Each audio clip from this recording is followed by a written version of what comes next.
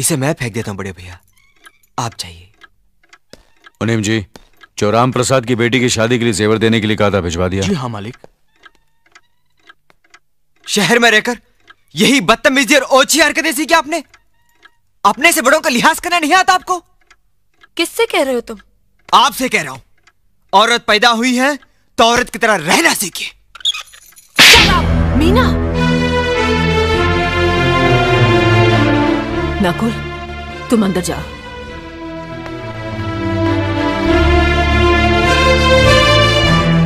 पागल हो गई हो तुम?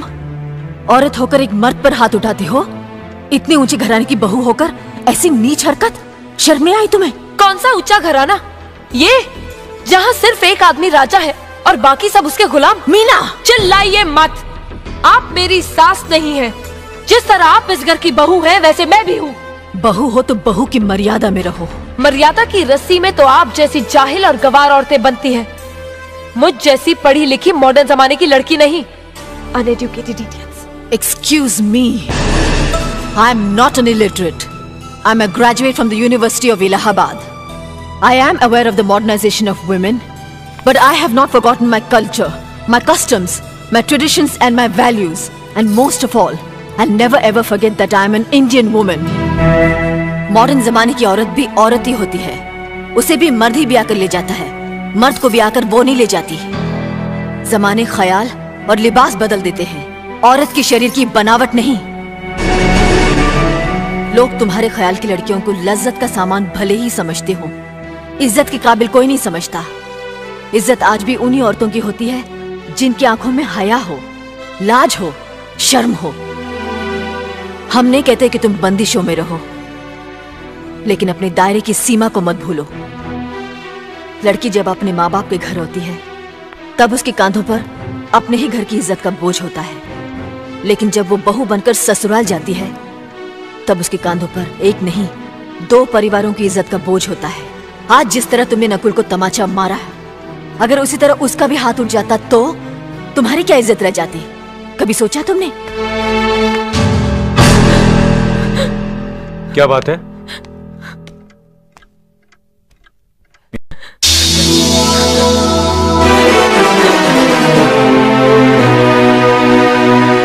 क्या हुआ भाभी? कुछ नहीं। मीना कह रही थी कि उसे खाना बनाना नहीं आता। हमने सोचा कि 2-4 खरी खोटी सुनाने से ही सीखेगी, सो सुना दिया। बस रोने लगी।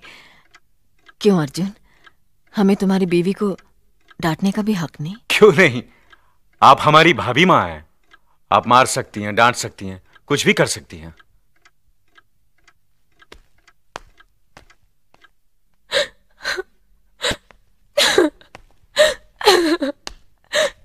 मैंने भूल की जो मैं लोगों के बीच आ गई। मेरी तो इस घर में कोई इज्जत ही नहीं है। जब देखो तो सब मेरी इंसल्ट करते रहते हैं। मैं कब से रो रही हूँ, तुम पूछ भी नहीं रहे हो कि मैं क्यों रो रही हूँ। बेकार रो रही है तो कौन पूछेगा? अच्छा, तो मैं तुम्हारे लिए और इस घर के लिए बेकार हो गई हूँ। अरे बेकार तो तुम हो गए अपने परिवार के बीच में रहकर। मैं कब से बोले जा रही हूँ और तुम हो के सुन ही नहीं रहे हो।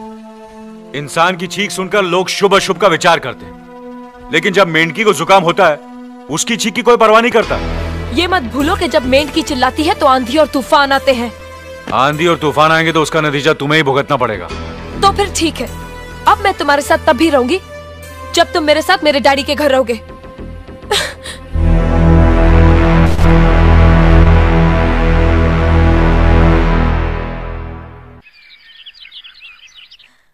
हमारी मीना बहुत प्यारी बच्ची है, लेकिन उसमें अभी भी बचपना है।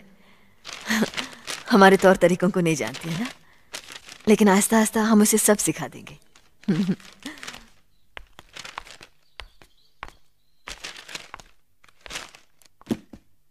बड़े भैया, ये अपने घर जाना चाहती है। जाना भी चाहिए। 4-5 महीने हो गए, मायके की याद भी आती होगी इसे। और अर्जुन, तुम्हारे ससुर जी तुम्हें कई बार बुला चुके हैं, तुम भी कुछ दिनों के लिए हो आओ, तुम्हारा मन भी बहल जाएगा। अगर ये वापस लौटने के लिए जा रही होती तो मैं जरूर जाता, मगर ये तो हमेशा के लिए इस घर से जा रही है। कैसी बातें कर रहे हो? अगर तुम दोनों के ख्यालात एक दूसरे से नहीं मिलते तो इस मामले को घर की चार दीवारी में बैठकर आपस में सुलझा लेना चाहिए। बहू शहर की पढ़ी लिखी लड़की है, उसे गांव की रीति रिवाज के बारे में क्या मालूम।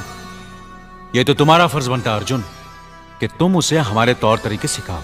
सिखाने से कोई फायदा नहीं बड़े भैया, ये खुद को इस माहौल में डालना ही नहीं चाहती, इसलिए भेज रहा हूं। अच्छा, तो तुमने फैसला भी कर डाला। बड़े भैया, बात यह है कि मैंने मीना को, तुम बहुत समझदार भी हो गए हो ना, तो फिर तुम्हें इतना तो समझ लेना चाहिए, अगर बहू अपने आप को बदल नहीं पा रही है तो तुम बहू के मुताबिक बदल जाओ। आखिर वो तुम्हारी पत्नी है, उसका साथ देना तुम्हारा धर्म है। तुम्हारे भरोसे ही तो उसने अपनी सारी जिंदगी सौंप दी तुम्हें। अर्जुन, मेरे दर्द पर तुम तड़प उठोगे, तुम्हें तकलीफ होगी तो मैं रो दूंगा, क्योंकि हम दोनों एक ही मां की संतान हैं, खून का रिश्ता है हमारा। मगर पत्नी का नाता उससे कहीं ज्यादा गहरा होता है, क्योंकि वो पराये घर से आकर अपनों से कहीं ज्यादा अपनी हो जाती है, परछाई बन जाती है हमारी। पति शरीर है तो पत्नी उसकी आत्मा है। पत्नी ही पति के जीवन को सही अर्थ देती है, उसे कामयाब बनाती है। पत्नी के बगैर पति बेजान और बेमाने हो जाते हैं। अगर आज तुम अपनी पत्नी को हमेशा के लिए उसके मायके छोड़ाओगे तो यह गांव, यह समाज क्या कहेगा हमारे बारे में? जरा सोचो अर्जुन, न्याय के सिंहासन पर बैठकर जो लोगों के अच्छे बुरे का फैसला करता है, अगर उसी के घर में नाइंसाफी होगी तो लोग हंसेंगे हम पर, किसी को मुंह दिखाने के काबिल नहीं रहेंगे हम। बड़े भैया, मुझसे भूल हो गई, मुझे माफ कर दीजिए। मुनीम जी। जी मालिक। जायदाद के दस्तावेज लाइए। जी अभी लाया। बहू, पति ही पत्नी की असली शक्ति होती है। हमारे पुरखों ने कुल धर्म पत्नी के बारे में कहा है, जो पति के काम में उसकी मददगार हो, उसे अच्छी सलाह दे, जो दासी की तरह उसकी सेवा करे, मां की तरह उसे खिलाए पिलाए, लक्ष्मी का रूप हो और धरती की तरह उसमें सहन शक्ति हो, वही आदर्श पत्नी होती है। औरत की सोच मर्द का मुकद्दर बनाती है। वो जब बनाने पर आती है तो कुटिया को महल कर देती है, और जब बिगाड़ने पर उतरती है तो महल को मिट्टी का ढेर बना देती है। मालिक, ये जायदाद के दस्तावेज हैं। हमारी जमीन जायदाद कहां कहां है और कितनी है, उसका हिसाब किताब ना बाबूजी को मालूम था, ना हम तीनों भाइयों को मालूम है। बहू, तुम पढ़ी लिखी हो, आज से इसका हिसाब किताब तुम देखोगी। लक्ष्मी जी। अपनी चाबियों का गुच्छा और ये कागजात बहू को दे दो।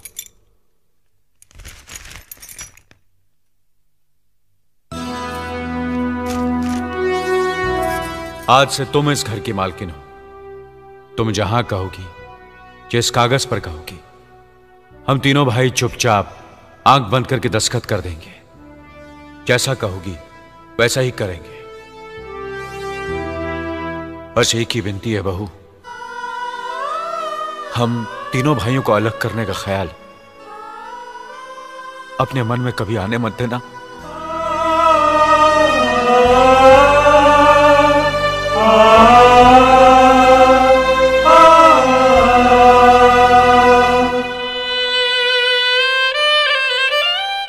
बहुत अच्छा किया तुमने बहू, बहुत अच्छा किया। इनकी आंखों में आंसू देखने की हमने सपने में भी उम्मीद नहीं की थी, लेकिन तुमने हमें दिखा दिया। बहुत अच्छा किया तुमने, बहुत अच्छा किया।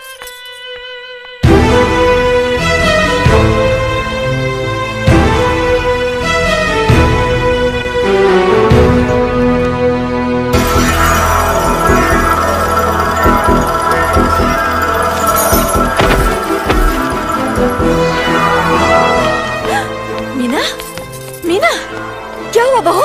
मीना, मनी जी जल्दी से डॉक्टर को बुलाइए।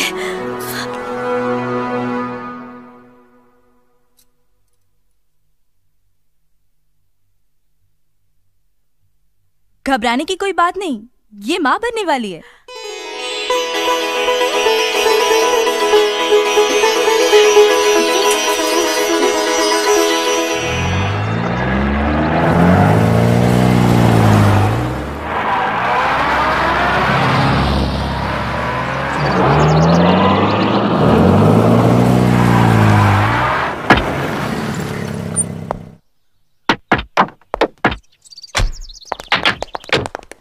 आप लोग यहीं ठहरिए, मैं ठाकुर साहब से मिलकर आता हूं।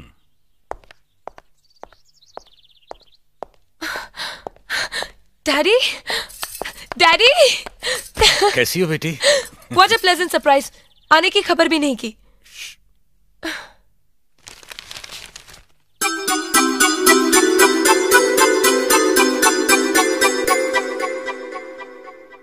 ठाकुर साहब, पाए लागू। समधी जी, आप अचानक यहां कैसे? तशरीफ रखिए, बैठिए ना। आपके बराबर बैठने की मैंने कभी गुस्ताखी नहीं की, तो आज कैसे करूंगा? बहुत दिनों बाद हम लोग मिल रहे हैं। कहिए, आपका कारोबार कैसे चल रहा है? आपकी कृपा और आशीर्वाद से ठीक ही चल रहा है। दिल्ली में इंडस्ट्रीज मिनिस्टर के साथ कब की अपॉइंटमेंट ली है? कल सुबह 11 बजे सर। इनकम टैक्स केस का? वकील ने कहा है कि 15 तारीख की हियरिंग में मामला क्लियर हो जाएगा। आज एक्सपोर्ट का माल जापान के लिए जहाज से रवाना हो जाएगा ना? जी हाँ सर। नमस्ते ठाकुर साहब। नमस्ते नमस्ते नमस्ते। अरे दीनानाथ जी, आप लोगों ने यहाँ आने की तकलीफ क्यों की? मैं आपकी संस्था के लिए गवर्नर साहब से बात कर चुका हूँ, आपका काम हो जाएगा। धन्यवाद, बहुत बहुत। अरे गोपीनाथ जी, होम मिनिस्टर ने वादा किया कि आपके भाई का ट्रांसफर जल्दी ही हो जाएगा। Thank you sir. Daddy, good morning daddy. Good morning my child. आप कहीं जा रहे हैं क्या? हाँ बेटी, एक जरूरी काम से दिल्ली जा रहा हूँ।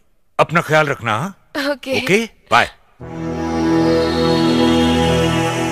पास में ही फैक्ट्री के लिए जमीन देखने आया था, सोचा आपके दर्शन करता चलूं। अब इजाजत दीजिए। इतनी जल्दी कैसे जा सकते हैं आप? भोजन तो करते जाइए। माफ कीजिए, आप तो जानते ही हैं, बाप बेटी के घर का खाना तो क्या, पानी भी नहीं पी सकता।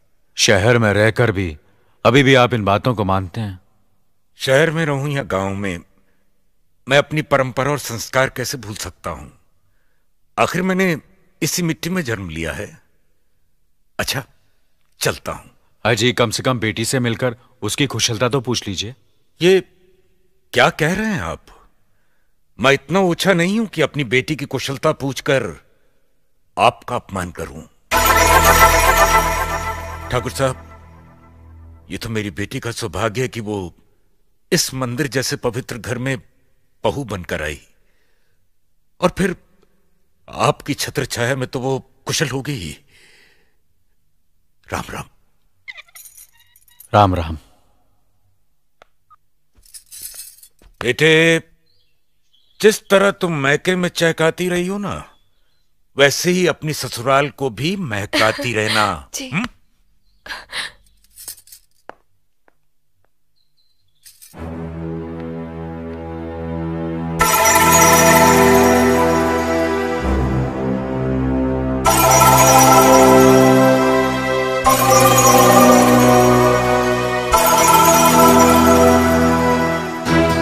तो उम्र में बड़े हैं ना, किससे किस तरह की बात की जाती है, इतनी तमीज तो आपको आनी चाहिए। Mind it, mind it, mind it. बड़े भैया, मुझे माफ कर दीजिए। क्या हुआ? मुझे माफ कर दीजिए। ये क्या कर रही हो? अपने पापों का प्रायश्चित कर रही हूँ।